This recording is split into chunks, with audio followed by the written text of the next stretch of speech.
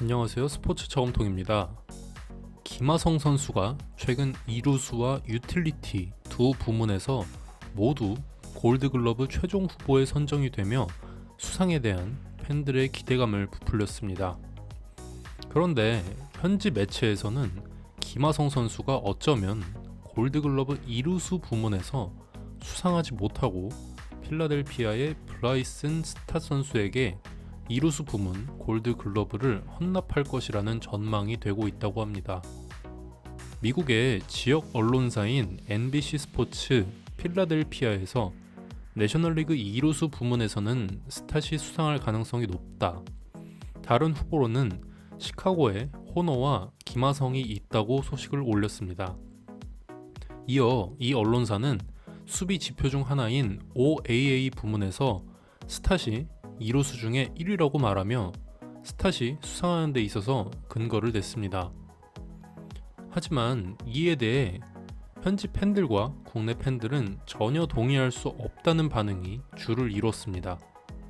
나름대로 현지 언론에선 객관적인 지표를 들며 스탯이 수상할 가능성이 높다고 말을 하였지만 지난 영상에서도 제가 여러분께 말씀드렸듯이 김하성 선수는 OAA는 확실히 전체 10위의 성적을 거두며 비교적 낮은 위치에 있는 것은 맞습니다.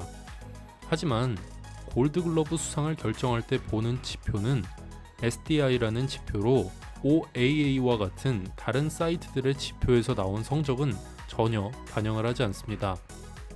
사실 OAA를 제외한 모든 지표에서 김하성 선수는 내셔널리그 이루수 부문 전체 1위의 성적을 거두고 있습니다.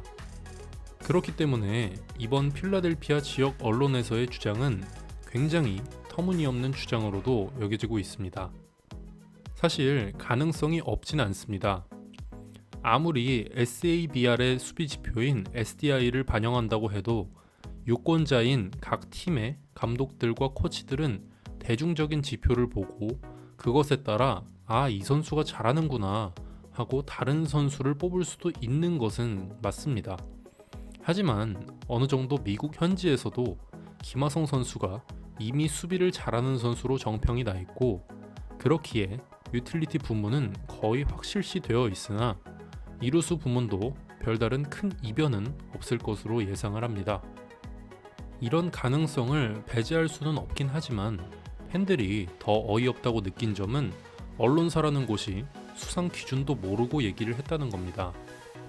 정말 어이가 없지만 우선 그렇게라도 해야 자기 지역 선수가 띄워지는 것일 테니 언급한 것이겠죠. 이해는 합니다. 아무튼 최종 후보 선정 소식에 대해 스탓은 골드글러브에 대한 욕심을 감추는 모습이었습니다. 내셔널리그 챔피언십 시리즈 3차전을 앞두고 가진 공식 인터뷰에서 스탓은 골드글러브 최종 후보에 오른 거에 대해서 자신은 개인 성적보다는 팀의 성적을 우선시하고 있다라는 말을 덧붙였습니다.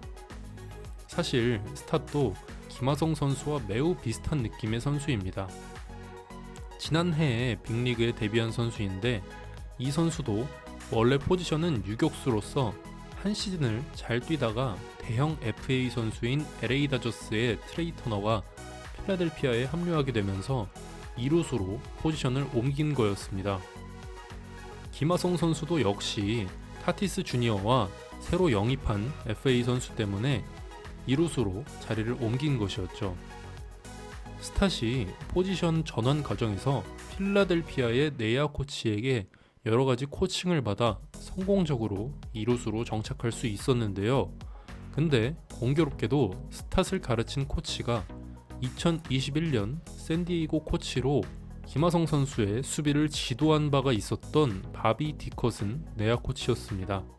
자신들의 커리어 자체도 굉장히 비슷한데 포지션을 바꾼 이유 역시도 똑같고 포지션도 겹치고 심지어는 자신들의 스승조차도 같다니 이 무슨 운명의 장난입니까?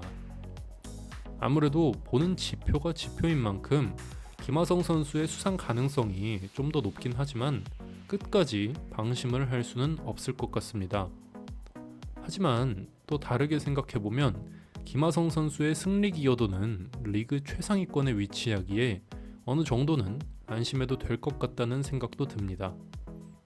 이에 대한 여러분들의 생각은 어떠신가요? 댓글로 남겨주세요. 구독과 좋아요 눌러주시면 앞으로도 더 많은 소식 전달해드리도록 하겠습니다. 영상 시청해주셔서 감사합니다.